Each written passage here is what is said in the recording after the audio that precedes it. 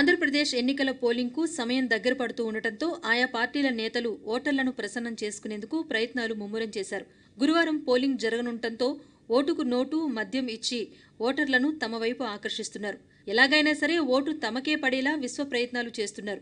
అధికారం నిలబెట్టుకోవాలని టీడీపీ, ఎలా అయినా సరే అధికారం దక్కించుకోవాలని వైసీపీ గట్టి పట్టుదలతో ఉన్నాయి.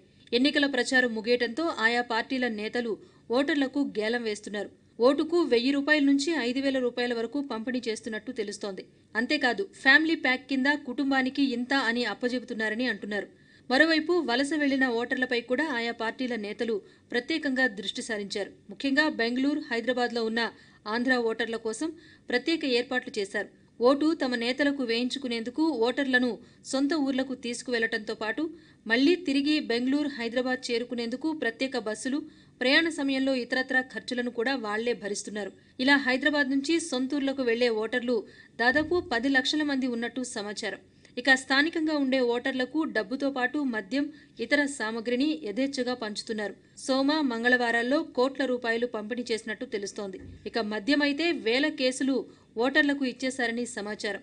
మరోవైపు పోలీసుల తనిఖీల్లో భారీగా నగదు పట్టుబడుతోంది.